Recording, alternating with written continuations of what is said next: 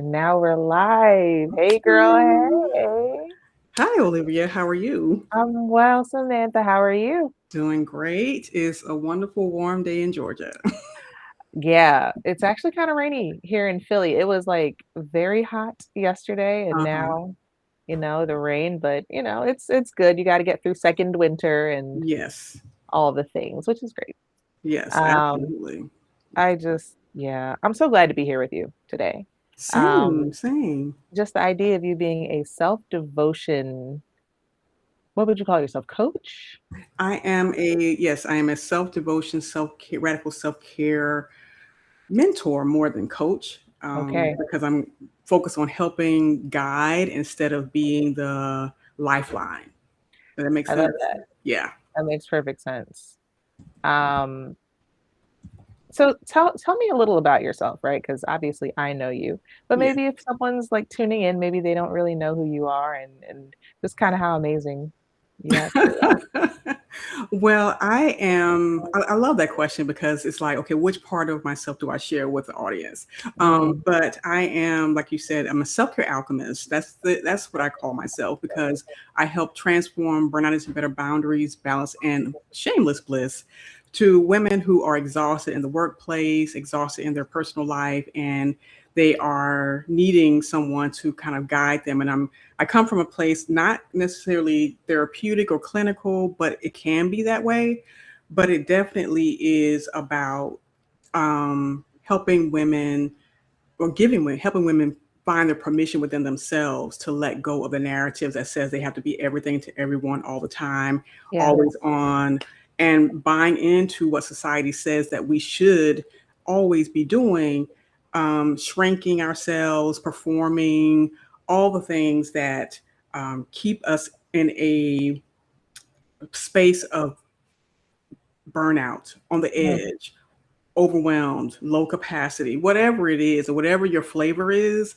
I mm, help you see it and then help you um, accept that you might need some shifting and changing if you don't want to end up in the hospital, if you don't want to end up with a diagnosis, if you don't want to end up with um, a illness that takes you out and that makes you sit down somewhere because we all know that there are people, because I was one of those people, my yeah, illness made me sit down somewhere yeah, and really reevaluate. So that's the space, that's what I do, that's the space that I'm in. And not just that, but a lot of times people don't, I'm recognizing people are afraid to make this move because it means that they are no longer going to have the financial security that they think they're going to have if mm, they leave a job or leave a relationship or whatever the fear is, yeah, and they have to keep working hard and they have to keep striving and have to keep pushing through. That was me. yeah. So I'm just giving you a different way to a path that you can travel on, that's easeful, that flows, that makes you feel good, that allows you to follow your bliss. I love it. I love it so much. And I love the idea of like following your bliss, right? Because Hmm. I think a lot of us follow the scripts that we're Yes. given. And at the Yes. end of the day, those scripts aren't necessarily made for us as individuals. They're just kind of Mhm. like really good suggestions. Yeah. And I think that's actually what we're talking about today. So if you don't know Mhm. me, guys, hey girl, hey, I'm Olivia Denton Thomas, the brand counselor, helping you go from hustling to wholeness and building irreplaceable brands in the trust economy. So I'm all about value creation for amazing individuals. Who do things a little bit differently, even though you might be in an industry that requires a ton of compliance or anything that is very regulated. So, and that's what we're talking about today, Mhm. the regulated founder. So, regulation can be, compliance, making sure you Yep. stay in line with what an industry requires of you legally, which is very real and very important. But also, as an individual, well, how do you regulate yourself Mhm. as you are dealing with the high stress environment of something that is high trust in that kind of way. And I think your point of following the bliss, I Mhm. wonder how that can be applicable to somebody who is in a highly regulated industry. How does that even look for somebody who, they are trying to grow in their Hmm. business. Um, but they want to also be okay. Like, Sure. for lack of a better term, they want to be okay. Yeah, absolutely. And I was thinking about that this morning, actually. I was like, how does a person in a high pressure, high power position l- extract joy from their day? And I Yeah. think that when you kind of come from that framework of, I deserve to have joy no matter what platform I'm on, no matter what situation I'm in, no matter what job that I'm in. And we have to be deliberate with planning it, I guess, in a Yeah. way. And then when you talk about regulation, I look at boundaries as a type of regulation.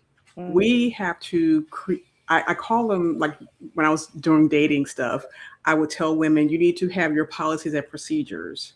And I think this is applicable because when you have policies, procedures, and regulations, mhm. you are more likely to adhere to them, and other people are more than likely to adhere to them as well. Yeah. But you have to set them. And if you don't, and if you just allow, oh, I'm just going to follow everybody else's rules instead of creating your own rules Yeah. for operate your own operating system, then you are going to be wrung dry. Mm, You're going to continue to shrink. You're going to continue to have a woe is me, why is life always so hard, and why is it so difficult for me to have some joy? It's because you haven't planned for it. You haven't set your rules and regulations around it. You haven't set that boundary for yourself to say, I'm not going to work 12 hours a day yeah. at this job, or I'm not going to miss my lunch. I'm Yeah. not going to sit here and not go outside and get some fresh air. Those are Yeah. little things that you can do, even if you're in a high pressured, high powered job. You can put it on your calendar and say, 30 minutes before a meeting, 30 minutes after a meeting, I'm going to take some me time.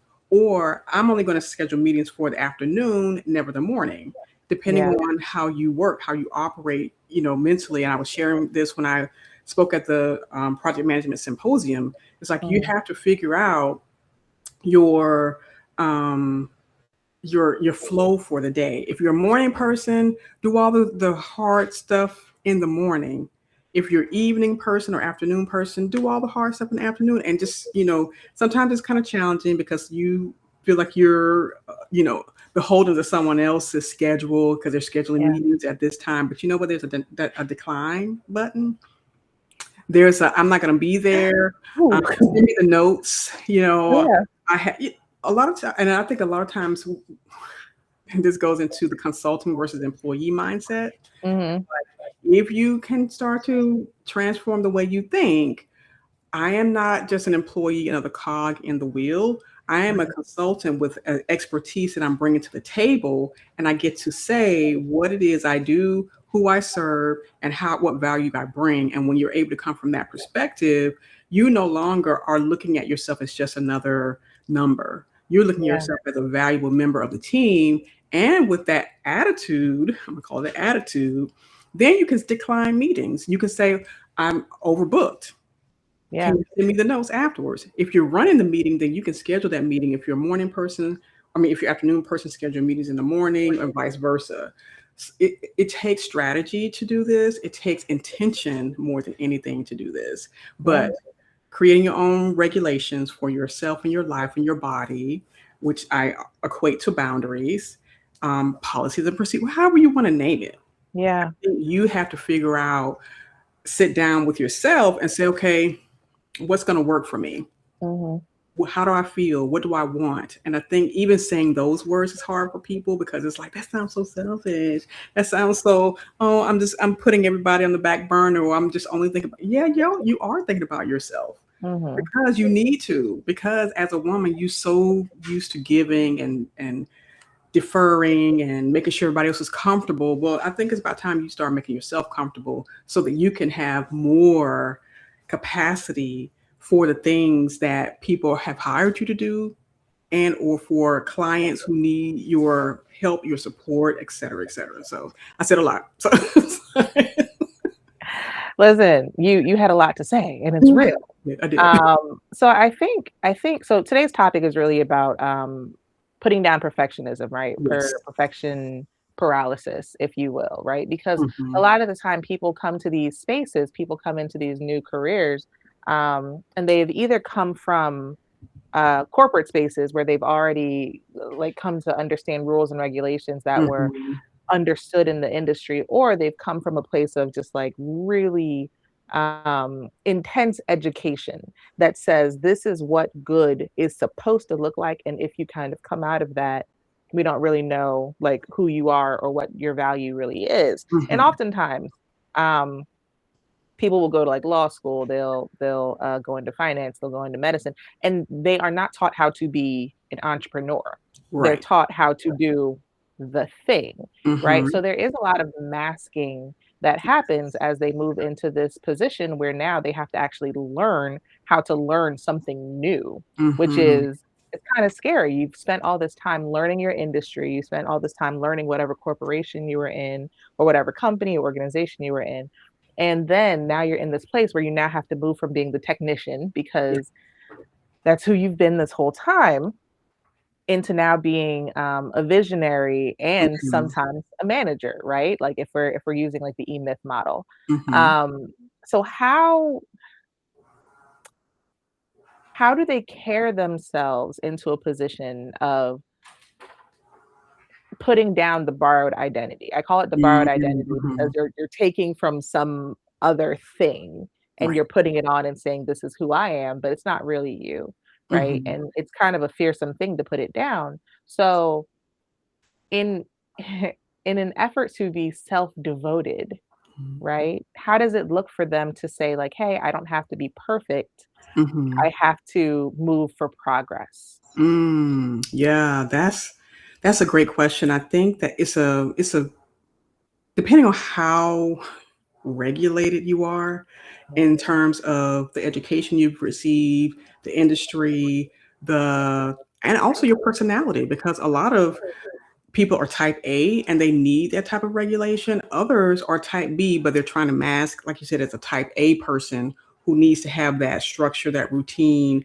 And it takes knowing yourself Yeah. really to determine, okay, what kind of person am I? Am I at work? You may feel like you're type A, and at home you're type B, vice versa.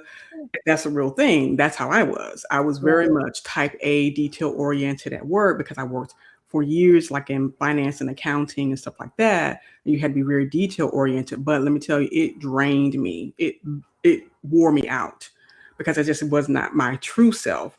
And so just figuring out what kind of energy do I have during the day and at the end of the day to Yeah. know if you are thriving in a highly regulated environment. And if you're not, if you find that you're not, then that's when you sit down and you kind of decide incrementally, I'm going to pull back so that I'm not exhausting myself Mm. trying to be this thing, this person, this identity that someone has kind of projected onto me. Yeah. And I am going to allow little bits of my true self to come through month by month, year by year, because it's not a one and done, because it took time for you to get there. It's Yeah. going to take time for you to get to a space where your true authentic self can shine through and you can little by little peel the mask back because it's a peeling back. It's not a ripping off because that traumatizes you. So you have to little by little start to peel it back a little bit, little bit, little bit, kind of check in with yourself, check Yeah. in with the people around you as well, and you have to even start training other people to not expect you to be that highly regulated person. Mm. Mm. It sounds like a very somatic transition. Absolutely, it Like, is. yeah, and I love that because you're saying you have to train other people to see the version of you that is not that regulated person, Mhm. and being able to bring something else to the table that doesn't just look like the industry because your nervous system is it's safe enough Right. to actually project something that's more than like the performative professionalism, right? Exactly. Yeah, Exactly. I love that because it offers a so for brand strategy on my Mhm. end, it kind of Mhm. offers, it offers a chance to project a different message around your values, Mhm. right? Absolutely, Because yes. oftentimes it's very hard to have these conversations around, well, like what differentiates you from the market, Mhm. because there's this hold that maintains on the person because they want to be seen as serious. Yes. They want to be seen as someone that is trustworthy and, Mhm. important in those Yeah. spaces where they are important. And it matters to be able to project the value Mhm. of what you're doing, but being able to kind of unmask might actually invite people in who have been looking for you, like Yes. the real you that might be home after your 8-hour day, because Mhm. they know that you have the perspective to be able to help them with their unique issue. I feel like that's something that happens a lot. We're always kind of like looking for the thing that resonates Mhm. because of the nuances of the problems that we're really bringing to the table, right? Exactly. So if we Yes. know that a doctor understands a certain lifestyle, a certain diet, a certain, like, we go to them, Mhm. right? But Culture. if they're only stuck with this idea of the performance that they are good and Mhm. the learnings that they've had that may not speak to the audience that they really want to serve, it might not ever translate into something that someone else could be attracted to and, like, stick with.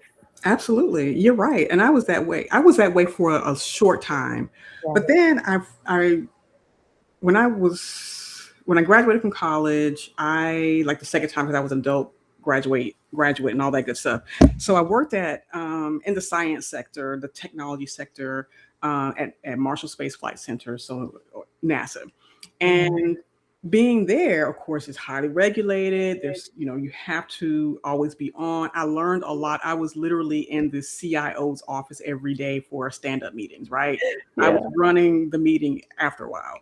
And so I was in my learning mode. And I think when Yeah. you're in your learning mode, you tend to kind of mer- um, act the way they tell you to act, especially if you've just graduated or if you're in a new industry or even a new Mhm. job.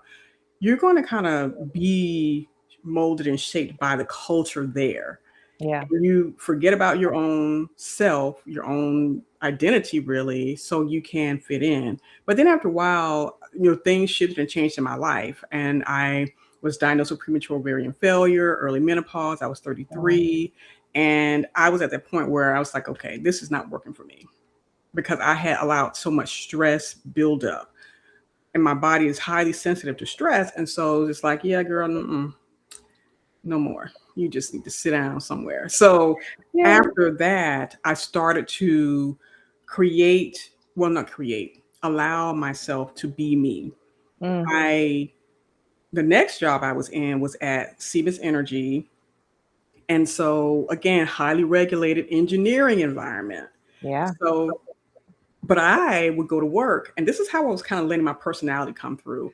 I would wear colorful outfits, dresses, and stuff like that. I would put flowers in my hair, and I was in all men. It was all men basically, but I did not allow myself to act like a man in that Mm. male-driven environment. I said I'm going to be me in that environment, but my work still speaks for me. And Yeah. I think when you're able to kind of make that shift, and it was just a little Mm. shift, I was still kind of regulated, but I said, I can't come to work every day in a black suit or whatever. I can't be, looking just bland and stuff like that. I got to be me. so I Yeah. think even little things like that at your office, at your desk, bring your flower in, bring your plant in, talk to, a lot of people decorate their little space and stuff like that.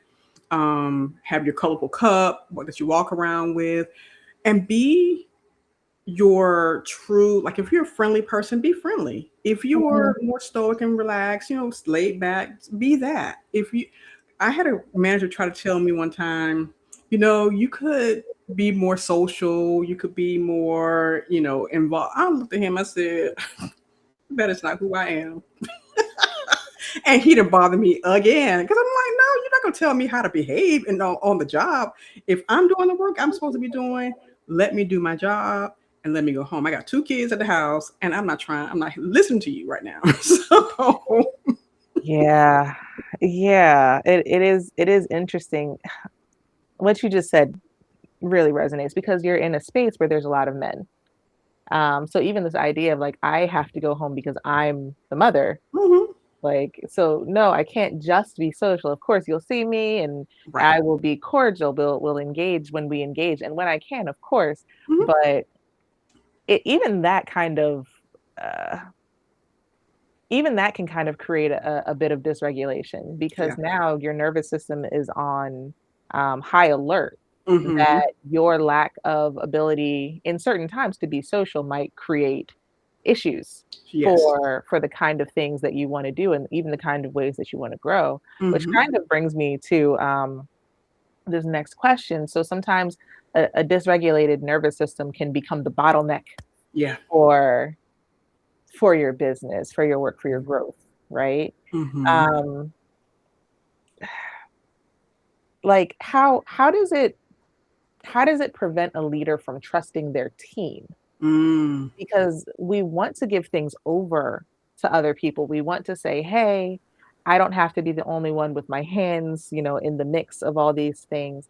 Like, how does it prevent a leader from actually delegating properly? Because sometimes people Mhm. delegate, but they're Mhm. still micromanaging. Mhm. And then allowing themselves to release control.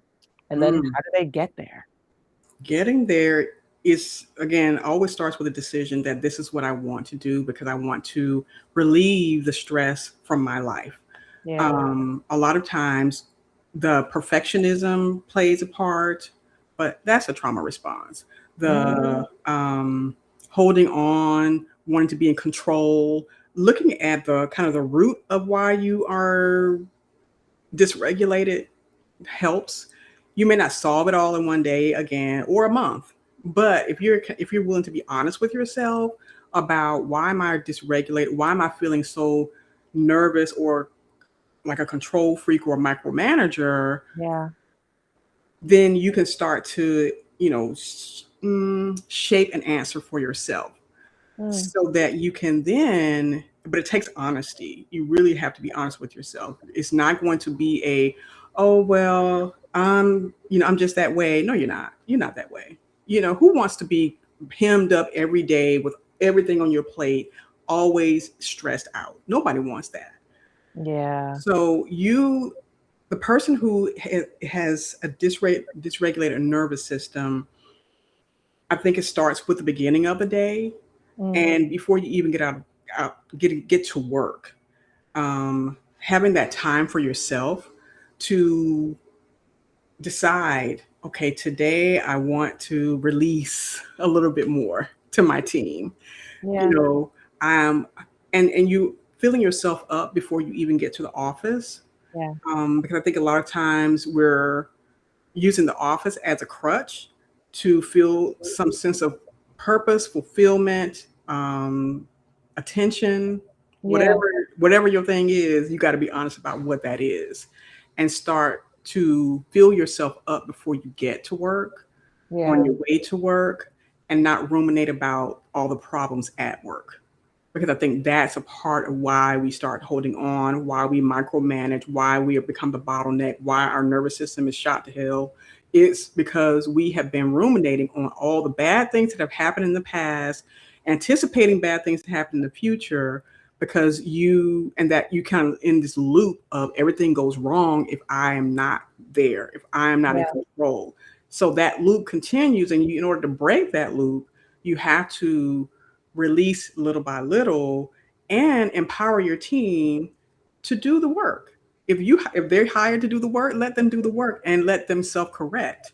If you're always trying to correct them, trying to do it the way you want it to do, have it done, the point is not the method, it's the end result. Yeah. They do it can be very different from how you would do it, but as long as they get it done and you offer encouragement. Yeah. Yeah. Yeah. Yikes.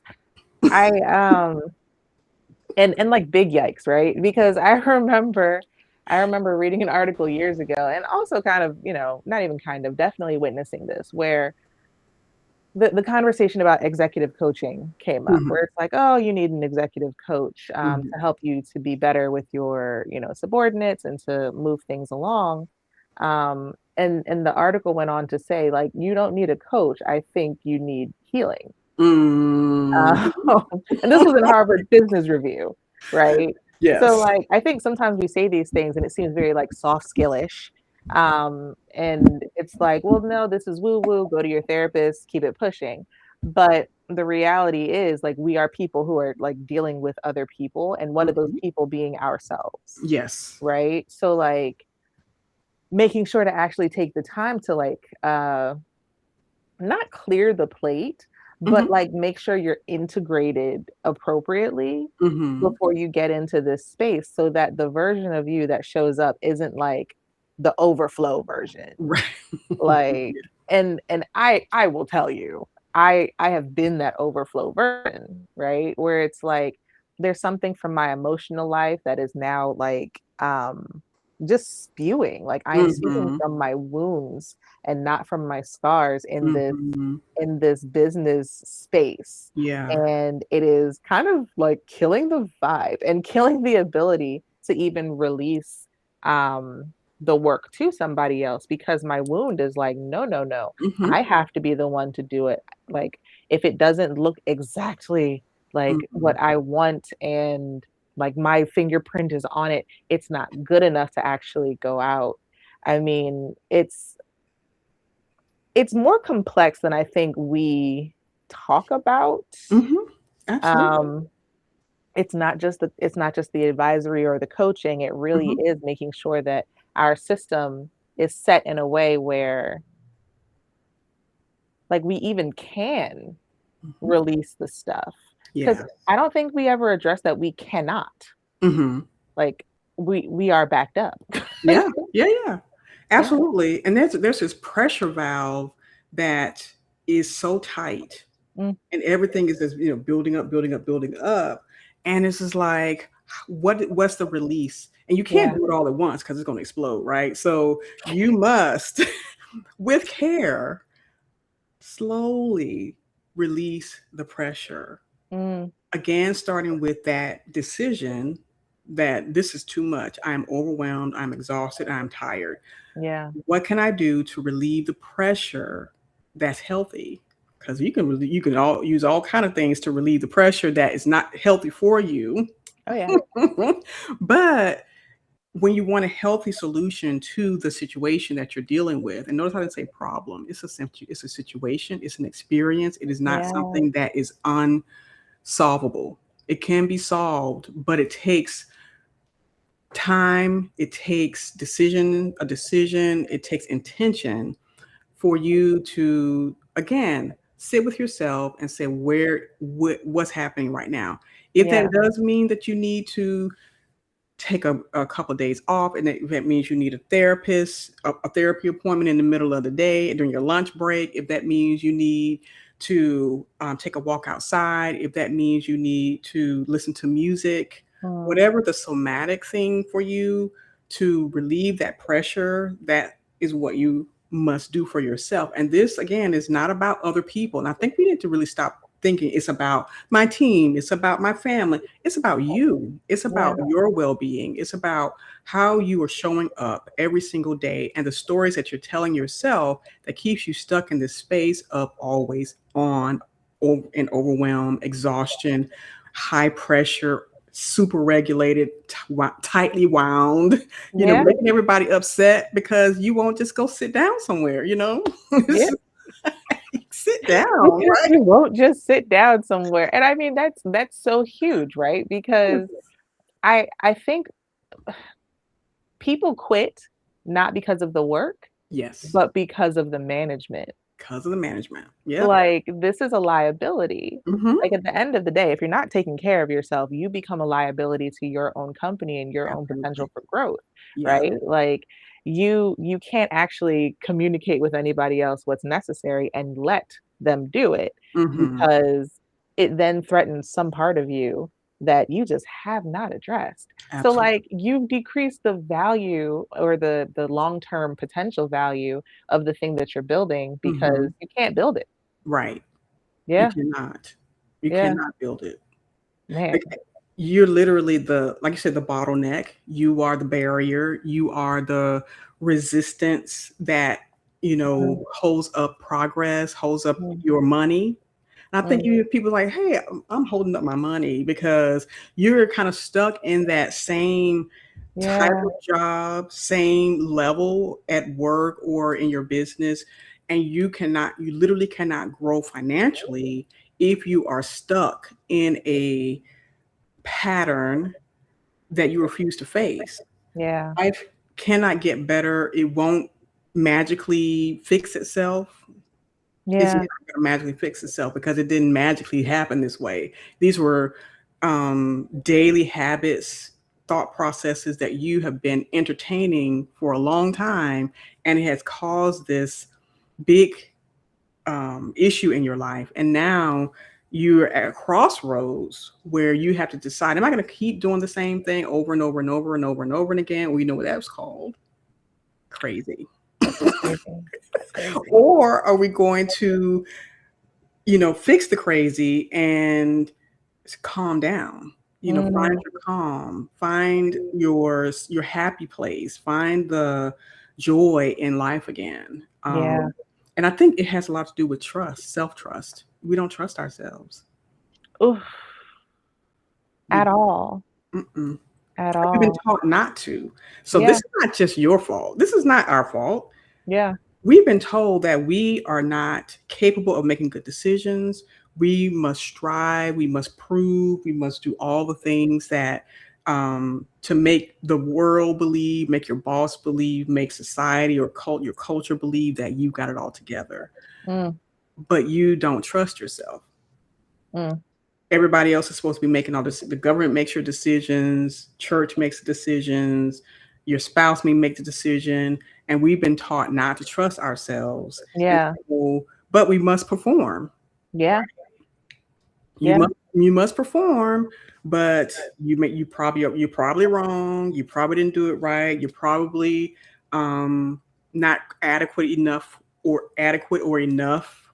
There's always something that takes you outside of yourself and the self-trust that's here because we know the answers. We Mhm. already know. It's just about trusting the intuition, trusting ourselves, and really releasing the idea that someone else holds the reins to our evolution and holds the power over our lives, and Yeah. that someone else word or circumstance or strategy or system is more trustworthy than you are. Mm, mm. Which is why it's so easy to fall into having a borrowed identity, right? Because those things are established, those things are already trusted, those things are Mhm, known, mhm. and you've grown up trusting them, Yeah. right? Like there are so many institutions that we've kind of just grown up trusting because they are our like parentage Mhm, mhm, in those places. And obviously, your parentage is not supposed to harm you in any way. And in reality, like for in many instances, it hasn't harmed you. mhm. But not harming you is not the same as helping you to grow. Right. Yeah. Exactly. That's a yeah. So I mean like when you are at that place where now it is time to learn how to grow, how Mhm. do you build that self-trust? Ooh, incrementally. We have to do a little again, it's all about little baby steps, because when you're a kid and someone tells you to always listen to the teacher, always listen to people in authority, always, listen to the pastor or the priest or whomever, um, little by little, your self trust is taken away because you don't have the experience, first of all. But Mm, now that you have experience as an adult and you tried things out, because you're here, right? yeah. You didn't die. You tried things, you experienced things, you experimented with things. So this is a good time to tell yourself, okay, I can trust myself. If I Mm, trusted myself to get to this point in my life, to be here right now having this conversation or listening to this live, yeah. then you can trust yourself. Yeah. Yeah, I've personally been So for a lot of young women in particular, your teenage years are kind of a very sheltered period. Hmm. And even if it's not sheltered, there's so much language around what you should not do. Right. So you get a lot of uh, you don't get a chance to individuate. Right. Like you fall into a place of enmeshment, not on purpose. Hmm. Everyone's just trying to protect. Um, but then it doesn't lend toward trust Right. because in that period of your life you're supposed to risk, you're Hmm. supposed to rebel, you're Hmm. supposed to do those things that look a little bit different from what other people have done to see like whether or not you can bring yourself back. Right. Right. And I think so many of us don't really have a chance. Um, and I'll certainly speak for myself. So many of us don't really have a chance to do that in a way where it is where your foundations are safe enough for you Hmm. to feel belonging, that Right. yes, you can walk forward and you can come back. And Hmm. someone will be there to say, hey, okay, that was crazy. Yeah. Um, I'm glad you stepped out there, little buddy, Right. but let's try it differently next Right. time, right? So like I think and this is going to turn into a question. I think so much of it comes down to creating systems of belonging. Hmm. So like as we are building trust for risk for for I'm gonna say codifying our individuation, right? Because Hmm. if we're building a brand, Hmm. technically we are creating code for something that is very individual to us, which Right. is very likely your calling, your vision, something that Hmm. you're like, oh man, this is big and it's gonna change everything. Um, how do we create systems of belonging to make that happen, to Hmm. assist that in happening for us? No, nothing can be made to happen, Sure. but to assist us in actually taking those steps forward. Being in a community of people who see you Mm, and who you can have conversations with, because I think if you're in a safe community, and that takes time to build, it's not instant. Oftentimes families are not safe places. yeah, And if you have a group of friends, colleagues, I have a business bestie, right? So I know that every week we're going to have a conversation, we're going to talk things through. It's a safe space. And the more we've done this for about 2 years now, and yeah, so that has been such a game changer for me to be able to process different things that I'm going through, trying different things out, then coming back, have a discussion. How did it go? mm, What's the, how do you feel? And I think a lot of times we're caught up in the maybe codification, yeah, but how do you feel?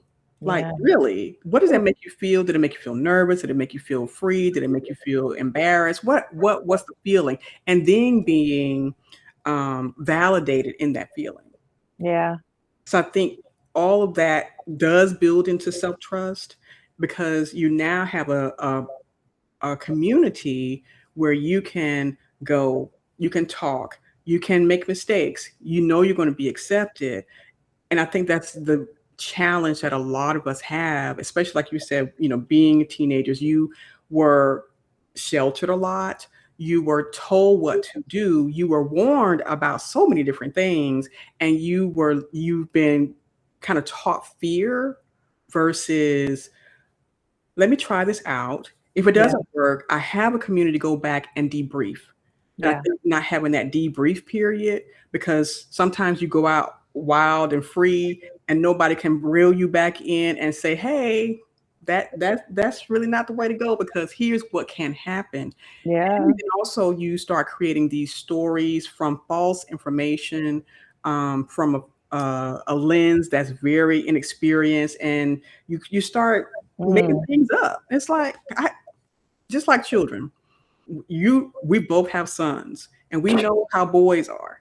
They can go off on a deep end. They can go do crazy stuff. They can start having we're creating these stories. And I had to say, whoa, whoa, whoa, son. Now, wait a minute. That is not that is not how this goes. yeah, Just because you're upset with someone doesn't mean they are against you. It means they have mm, feelings and they get to express that. yeah, So I have to have these conversations a lot, but I think we have to have those conversations with ourselves and people that we have in our trusted communities. We yeah, have to debrief. We have to see what is the also truth is subjective, but what is the healthy way to approach this? Yeah. And get some feedback. We need feedback, we need validation in a sense, but then we have to start to believe and trust in our own intuition Yeah. and validate ourselves Yeah. ultimately. I love that. We need a space not just for connection, but for correction. Yes. Yeah. Yes, that's Yeah. exactly it. Absolutely. And that makes a lot of sense. I think sometimes we do tend to go off the deep end when it's like we finally get to go out there. Mhm. And we're exploring, and exploration is beautiful. So being able to be corrected um safely Yes, and and not controlled. not controlled. That is, yeah, yes, Because some people very will couch correction control as correction. So we yeah. gotta also be mindful of that as well. Yeah. And the crazy thing about that is that's their own like perfectionism peeking out, right? Mhm. Like, and again, as leaders, even leaders leading leaders, Mhm. like we do have to be mindful of where our perfectionism just like pops into play, and we want something good for somebody else Right. because we didn't do it well for ourselves. So it's Mhm. like, oh, I don't want them to actually go out and make these mistakes, and Right. that's big and scary, but that's a part of agency, It is. especially as an entrepreneur. It's said that they need to be high agency, Mhm. and a part of being high agency is being able to stumble. Mhm. Like, that is a big deal. It is. It Yeah. is.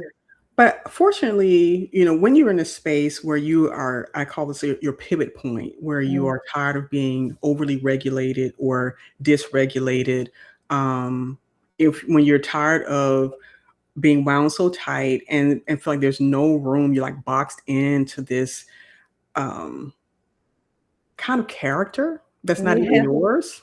yeah. you know, like you're behind these layers of mask. You then make a decision, okay, I want to do something different. I'm going to attempt to do things differently. It's the challenge is, okay, this is a habit that I have had for years and years and years, and habits are very hard to break.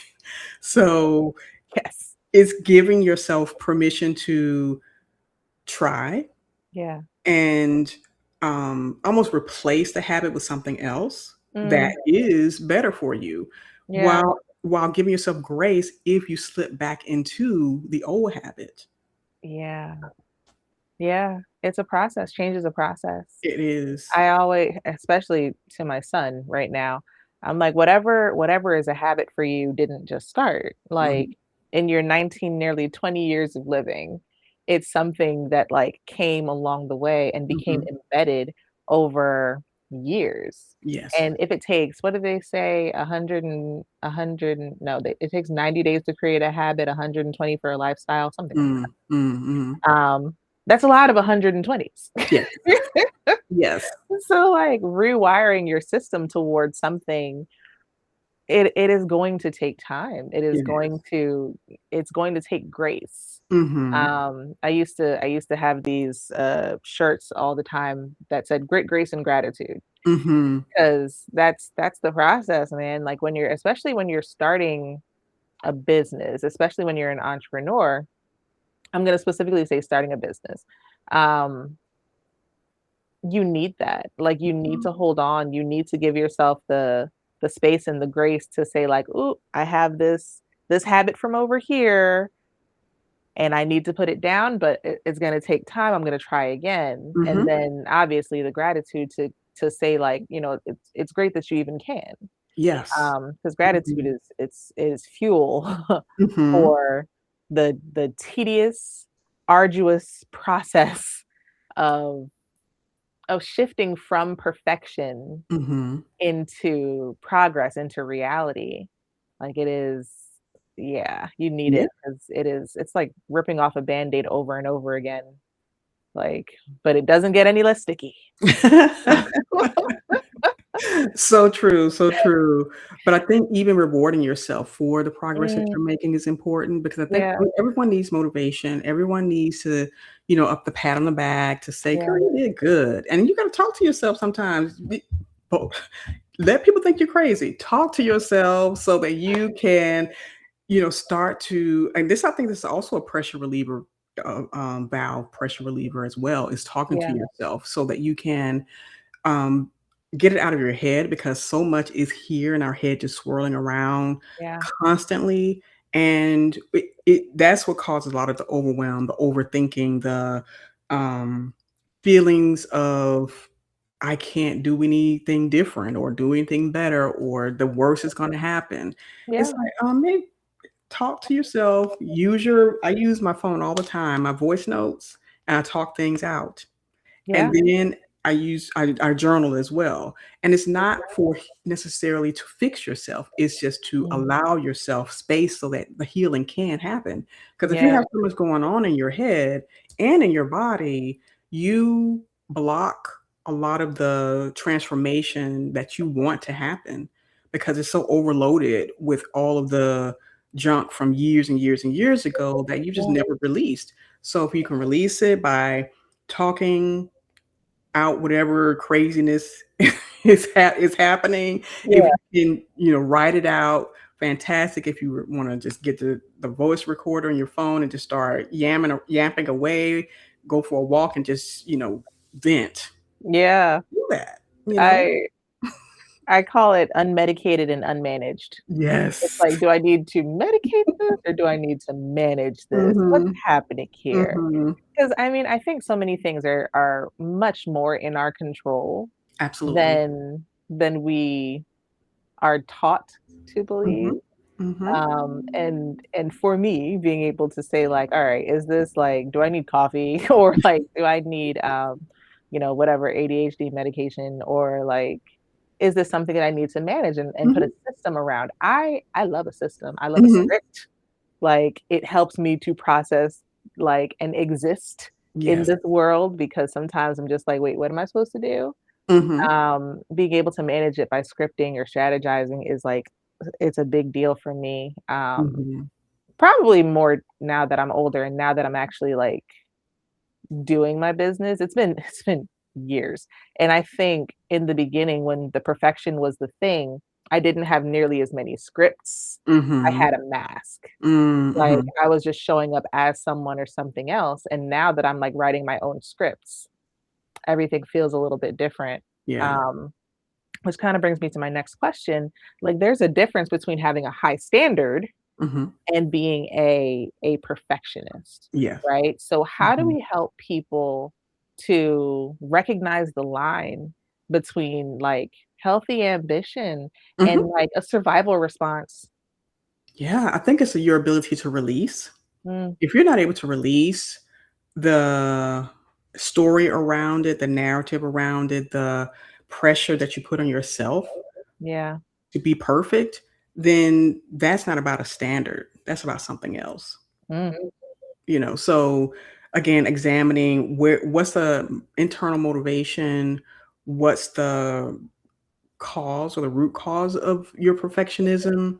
mm, Um, is it so you can look good to other people? That was me looking good to everybody else, getting the applause, and that puts pressure on you yourself, and it makes everyone else miserable. yeah. So if the standard is not being met, if meeting the standard does not give people a sense of accomplishment, Mhm. a sense of dread, Mm, it's perfectionism. yeah. Yeah. Yeah. It's crazy. One of the things for me in how I kind of draw the line because again, I am a recovering perfectionist and Same. I was great at it, uh, which is not a compliment, um, is is having an understanding of my calling, right? Mhm, Like when I got clear on my own mission, mhm, I got to create my own scoreboard. mhm. and say to myself, like, well, am I walking out this mission? Am I living toward this vision? Mm. Right. And one of the things that I kind of like put like on my mirror is like CEO, calling, endurance, obedience. Mhm. Right. Like, am I living with endurance and obedience toward this calling? Mhm. Or am I running a race that I can't actually win? Mm. Um, and those are the things that kind of like bring me back to like, well, as I'm operating in this business, am I doing it because there's something that I'm trying to create in the world that's not about me necessarily, but like a footprint that I want to leave? Sure. Or is it that I am just trying to prove that, like, I am a valuable human being, or, Mm. whatever other number of things can like pop up for a person who's a founder, who's a leader. Like, I think that is such an important thing, and it's easier to build a culture off of calling Mhm. than it is to build off of a desire for validation. Mm. Mhm. Like, I think a culture built off of a desire for validation, an unchecked desire for validation, usually leads to, again, like,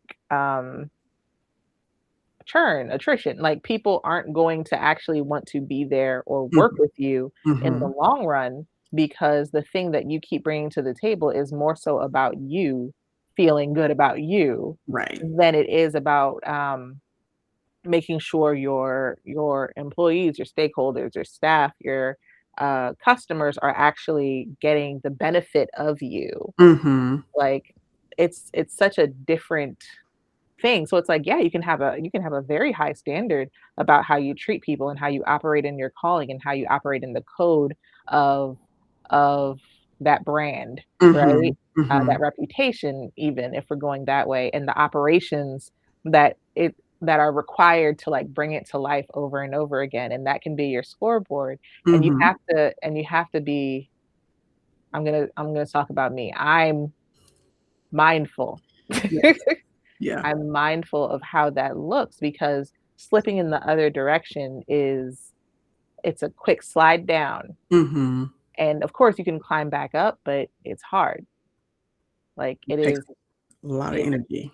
it does. It takes a lot of energy, and it is way less strenuous to just stay on track Mhm. and like have a daily practice towards staying on track. I think we only have like 7 minutes left, but what are some daily practices that you think are important for making sure that the main thing stays the main thing and Mhm. perfectionism doesn't like creep up into the story? Sure. So I would say one thing that I do every day is I check in. I check Mm, in with myself. I see where am I? What do I want to do for the day? How do I want to feel for the day? And I yeah, think putting my feelings before the doing really sets the tone so mm, that I am not always churning. I'm not always trying to get validation or trying to look, you know, do the most and yeah, not really getting anywhere. Um, Everything needs to be, I guess, a value add for me. mm, Is it adding value to my life and my day, or am I just doing it because everybody says I should do it? yeah, That's very other focused. My job is to be self-devoted, me focused, so that I can bring my best self to the table, yeah, to the table that I'm at, and bring my best self, my true self, to the mm, table. yeah, yeah. I love that. And we like you. We like your best self. Thank you. Seriously.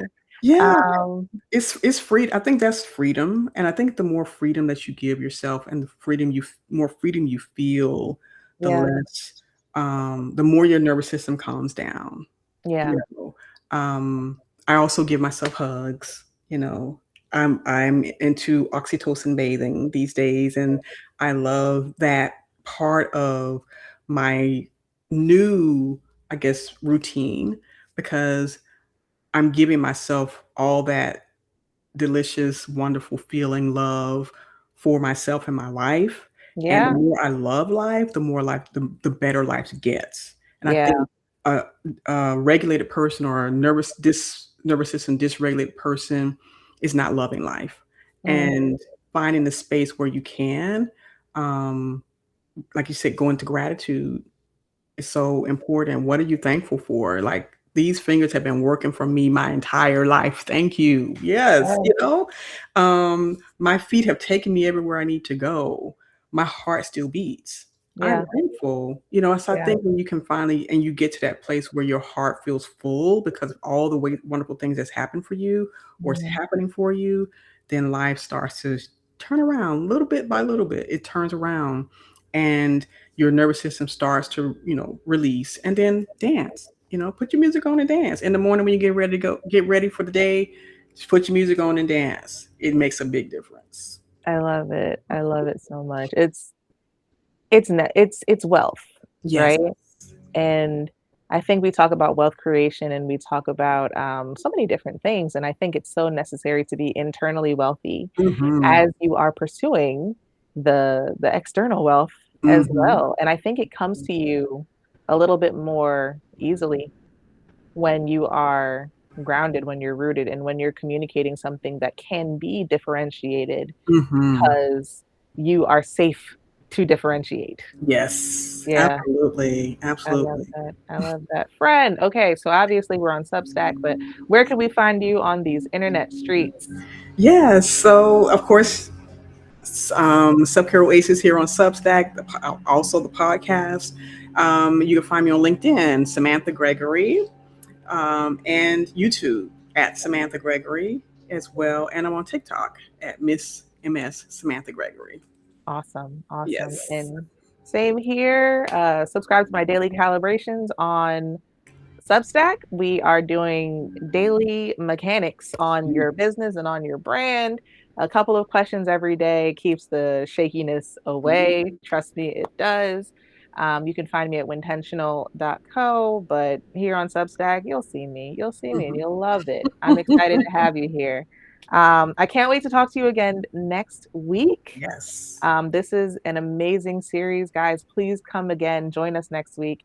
And thank you for being here today. In the Mhm. meantime, stay intentional and keep flourishing. Awesome. Bye. See you.